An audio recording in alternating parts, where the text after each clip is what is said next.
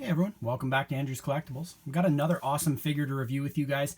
This one, if you're looking at it, you may be familiar with this figure, who it is supposed to be. It is the Crocodile hunter, Steve Irwin, who passed away quite a while ago now, but his family still is pretty publicly relevant, and he was a wildlife preservist slash television star that was pretty big in the late 90s and early 2000s for showing how to respect animals and to how to, treat them with respect and relieve some of the stigma that was attached to a lot of different animals.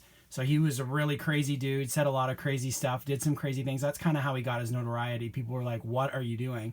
And the sad part of the whole story is how he died was a stingray stung him in the heart, and that was the end of him. And that happened in 2006. And the reason why I chose to kind of review this figure out of my collection is this figure was released, you can see, in 2006. So this figure came out shortly before or after he passed.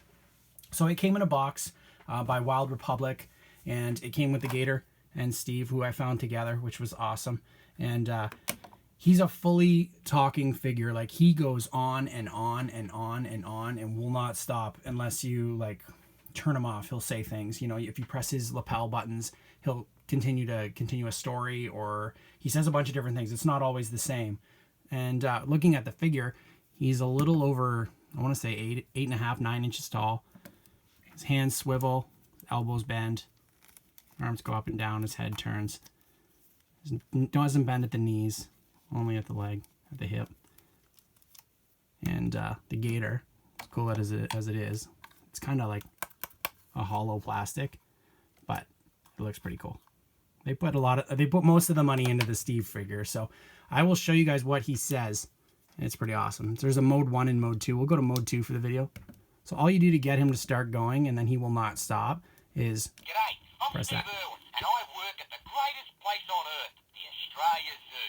We work hard at saving endangered animals. I just got a call about a big old crocodile that's been making a nuisance of itself near a fishing camp, and we need to go get it out of there.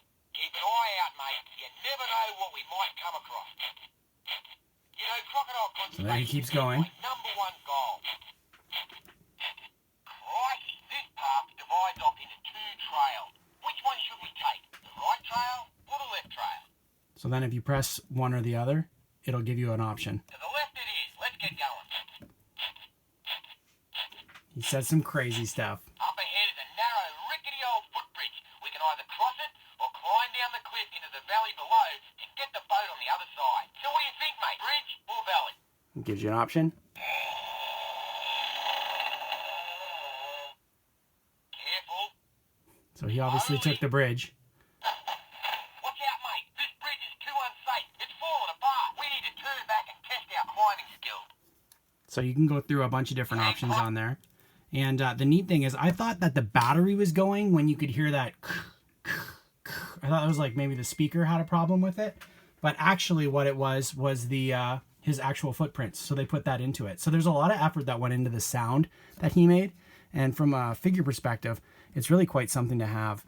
I don't think I'm ever going to sell it for, quite a long time. I'm going to keep it in the collection. I've got a Terry, his wife figure that I got also, and I'm going to try and put the kids together. If they ever do action figures for the kids, I'll pick them up and I can have the whole family together. Just from a neat nostalgia standpoint, the fact that the figure came out shortly around the same time that he passed away is actually kind of eerie and kind of cool in the same sense. So I hope you guys enjoyed the video. Hope you liked the figure. Have you seen this figure before? If so, what are your thoughts on it? And is it something that you would want in a collection just from the sheer nostalgia purpose of it? Anyway, hope you guys have a great day, and thanks for tuning in.